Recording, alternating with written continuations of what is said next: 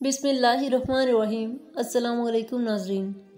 आज की वीडियो में हम मेहमान के रिज़्क़ का एक हैरत अंगेज़ वाक़या जानेंगे। बयान किया जाता है कि किसी गांव में एक साहिब का अपनी बीवी से झगड़ा हो गया। अभी झगड़ा ख़त्म नहीं हुआ था कि इसी असना में इनके घर मेहमान आ गया। खावंद ने इसे अपनी बैठक में बिठा दिया और बीवी से कहा कि फ़लाँ रिश्तेदार मेहमान आया है, इसके लिए खाना बना लो।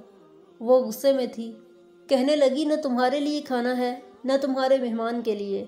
वो बड़ा परेशान हुआ कि लड़ाई तो हमारी अपनी है, अगर रिश्तेदार को इस बात का पता चल गया तो हाँ ख़ानदान में बात होगी और हारी अलग से होगी।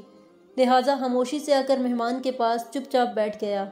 इतने में इसे ख्याल आ गया कि चलो बीवी अगर रोटी नहीं पकाती तो सामने वाले हमसाए बहुत ही अच्छे लोग हैं, मैं इन्हें एक मेहमान का खाना पकाने के लिए कह देता हूँ। चुनांचा वो उनके पास गया और कहने लगा कि बीवी की तबीयत आज कुछ ख़राब है, लिहाजा आप हमारे मेहमान के लिए खाने का इंतज़ाम कर दें। उन्होंने कहा कि ठीक है। वो मुतमिन होकर मेहमान के पास आकर बैठ गया कि मेहमान को कम से कम खाना तो मिल जाएगा, जिससे मेरी इज़्ज़त भी बच जाएगी। थोड़ी देर के बाद मेहमान ने कहा कि ज़रा ठंडा पानी तो ला दीजिए। वो उठा के घड़े का ठंडा पानी लाता हूँ। अंदर गया तो देखा कि बीवी तो ज़ारो क़तार रो रही है। वो बड़ा हैरान हुआ और कहने लगा, क्या बात है? इसने पहले से भी ज़्यादा रोना शुरू कर दिया।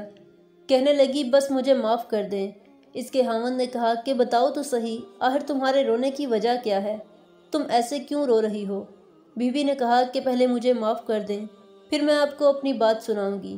खैर, उसने कह दिया कि जो लड़ाई झगड़ा हुआ है मैंने वो दिल से निकाल दिया है और तुम्हें माफ़ कर दिया है। फिर वो कहने लगी कि जब आपने आकर मेहमान के बारे में बताया और मैंने कह दिया कि ना तुम्हारे लिए कुछ पकेगा और ना ही तुम्हारे मेहमान के लिए, तो आप चले गए।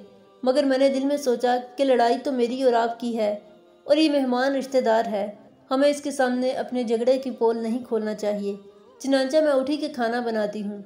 जब मैं बावर्ची खाने में गई तो मैंने देखा कि जिस बोरी में हमारा आटा पड़ा होता है, एक सफ़ेद लिबास शख्स इस बोरी में से आटा निकाल रहा है। मैं ये मंजर देखकर सहम सी गई। वो मुझे कहने लगे कि ऐ खातून, परेशान ना हो, ये तुम्हारे मेहमान का हिस्सा था जो तुम्हारे आटे में शामिल था। अब चूंकि ये हमसाए के घर में पकना है, इसीलिए वही आटा लेने के लिए मैं यहाँ आया हूँ। इस वाक़े से साबित होता है कि मेहमान बाद में आता है, जबकि अल्लाह ताला इसका रिज़्क़ पहले भेज देता है। दोस्तों, इस वाक़े से पता चलता है कि मेहमान बाइसे रहमत है, इसे कभी भी ज़हमत न समझें।